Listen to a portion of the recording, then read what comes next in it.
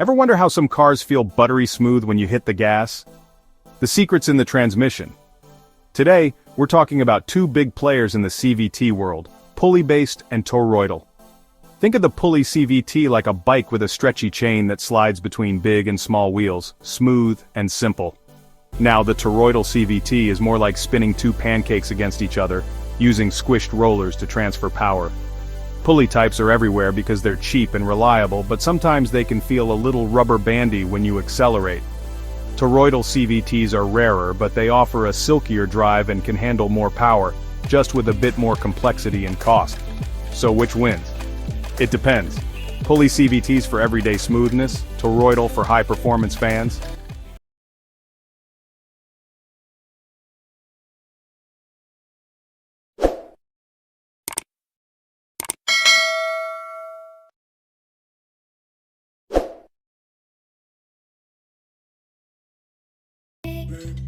Alright car nerds, let's talk transmissions. Specifically, the mysterious CVT. Ever wondered how some cars seem to glide through acceleration, no gear shifts, just smooth, endless pull?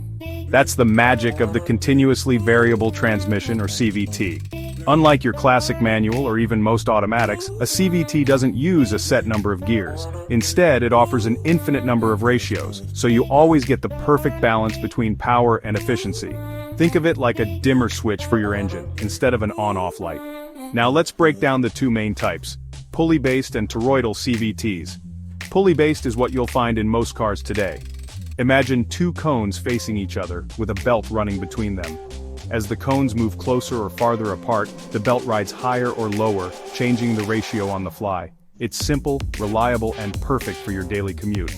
But if you want to geek out, check out the toroidal CVT. Instead of belts and pulleys, it uses discs and rollers, almost like a record player gone wild. The rollers press between the discs at varying angles, seamlessly changing the ratio. Toroidal CVTs can handle more torque but are pricier and a bit more complex, so you'll spot them in higher-end or performance-oriented rides. Both designs aim for that buttery smooth driving experience and maximum efficiency. So next time you hear someone trash-talking CVTs, remember they're not just for economy cars. They're feats of engineering, all about getting the most out of every drop of fuel and every RPM. And honestly, if you love smooth acceleration, they might just win you over. If you want to dive deeper into CVTs, drop your questions below. I'm always down for some gearhead talk. Alright, let's talk about one of the most underrated heroes in automotive evolution, the automatic transmission. If you're a car enthusiast, you already know how much a good gearbox can shape the driving experience, but have you ever stopped to think about how much they've changed over the years? Let's take a quick trip down memory lane and see how CVTs, continuously variable transmissions, shook up the entire industry. Back in the day, driving meant knowing your way around a clutch pedal. Manual transmissions ruled the streets. But in 1939, General Motors dropped a game-changer, the Hydromatic, the world's first mass-produced automatic transmission. No clutch, just drive and go. Suddenly, driving got a whole lot easier for everyone, a revolution built on hydraulics and clever engineering. For decades, automatics meant smooth shifts but also some compromises. They were heavier, less fuel efficient, and didn't always feel as engaging as a stick shift. But the convenience factor? Unbeatable. By the 1980s, automatics were everywhere with innovations like overdrive gears and electronic controls making them smarter and more efficient. Now let's fast forward to the 1990s and early 2000s. Enter the CVT, the continuously variable transmission. Instead of fixed gears, a CVT uses belts and pulleys to create an infinite number of gear ratios. That means smoother acceleration, better fuel economy, and maybe most importantly, a totally different driving feel. For enthusiasts, CVTs can feel weird. There's no traditional gear kick, just a steady, almost seamless surge of power. Some folks love it, some can't stand it. But for car makers, CVTs were a ticket to better EPA numbers and a smoother urban commute. Suddenly you saw CVTs pop up everywhere, from budget sedans to crossovers and even hybrids. Of course, CVTs aren't perfect. Early models felt sluggish and some had reliability issues. But tech kept improving. Modern CVTs are quieter, quicker, and for most drivers nearly invisible in operation. And let's be honest, when you're crawling through city traffic, a CVT can be a lifesaver. So, what's the verdict? The evolution of automatic transmissions from early fluid couplings to planetary gears to today's infinitely variable CVTs shows just how far car tech has come. Whether you prefer the classic feel of a manual, the crisp shifts of a dual clutch, or the effortless smoothness of a CVT, there's a transmission out there for everyone.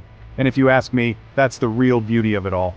The automotive world keeps evolving, giving us new ways to enjoy the road one shift at a time. Thanks for watching. Alright, buckle up, because today I'm cruising through the wild ride that is the history and evolution of automatic transmissions. Let's rewind to the early 20th century. Back then, driving was all about manual labor, literally. Every gear shift felt like arm wrestling your car. But in 1939, General Motors rolled out something revolutionary, the Hydra-matic. It was the first mass-produced, fully automatic transmission. Imagine just getting in and driving without worrying about stalling at every red light.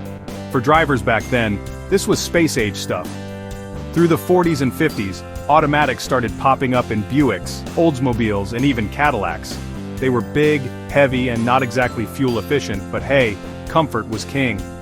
As the post-war car boom hit, more families wanted easier, smoother rides. Automatics became a status symbol.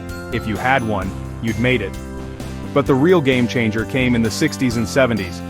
Engineers got creative with torque converters and planetary gear sets.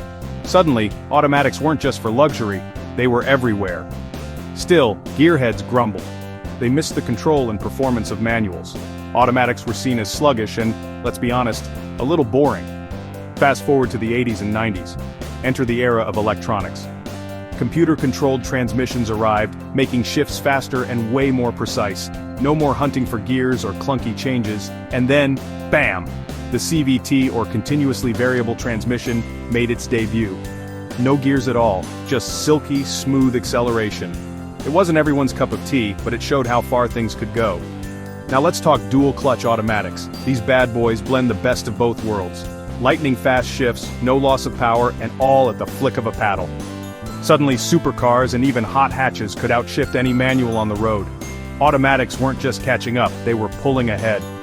Today, automatic transmissions are smarter than ever. They learn your driving habits, optimize for fuel economy, and can handle serious horsepower. From city commuters to track-ready beasts, automatics rule the roads. Manuals still have a special place in every enthusiast's heart, but automatics? They've earned their respect.